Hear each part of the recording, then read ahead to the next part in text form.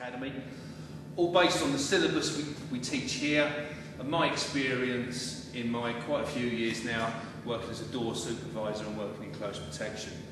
What we're going to look at first is a block to a wild kind of swinging haymaker type punch that your average kind of drunk on the street might throw. The first thing obviously is stance. I'm just going to step a foot back, yeah, and maybe bend my knees a little bit.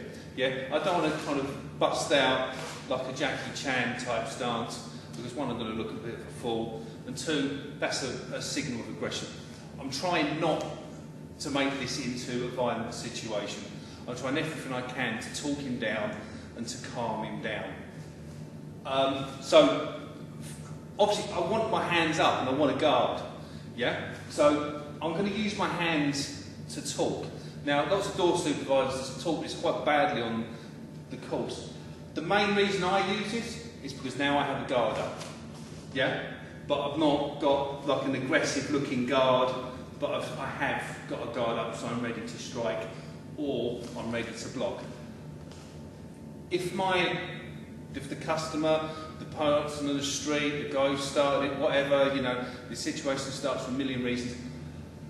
If he's just talking to me and he's calling me names, calling my mum names, I'll take that, it doesn't matter, walk off the duck's back. Yeah?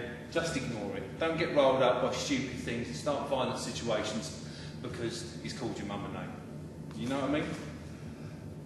But if he's coming forward and my guard's up and he's starting to get a little bit chesty here, now I know that is a signal that he is going to get violent. Yeah? Because he's coming forward into my space.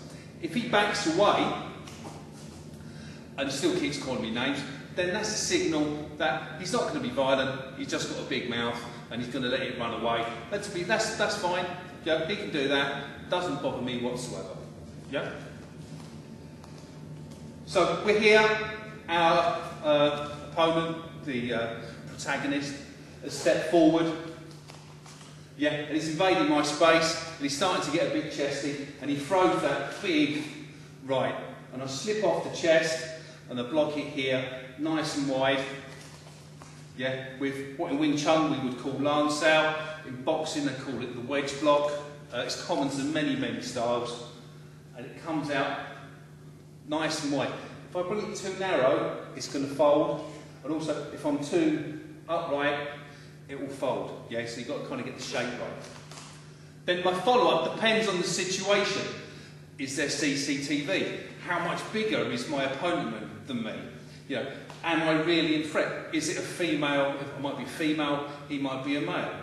Yeah? There's many different situations that would predict what my response to that would be.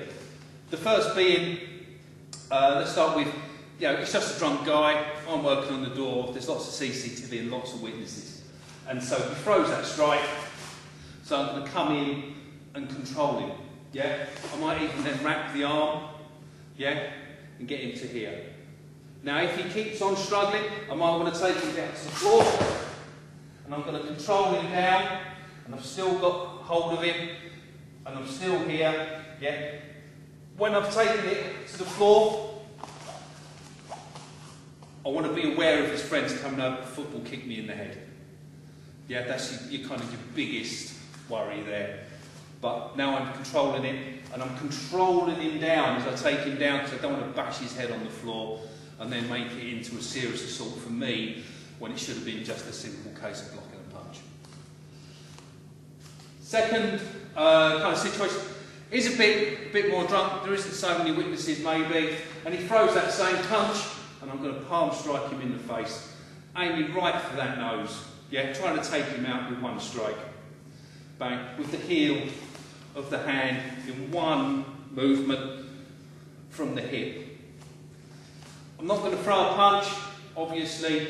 Yeah, I can break my hand. If I break my hand early doors in the situation, I could then get myself in worse trouble. Yeah?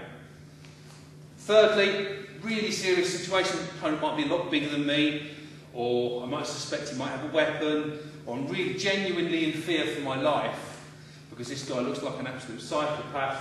As he throws a punch, I'm going to elbow him across the bridge of the nose.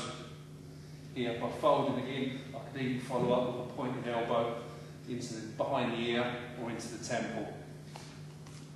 Sometimes them strikes can really do a lot of serious damage, so you've got to be very, very careful and also very, very certain that this situation warrants that level of violence.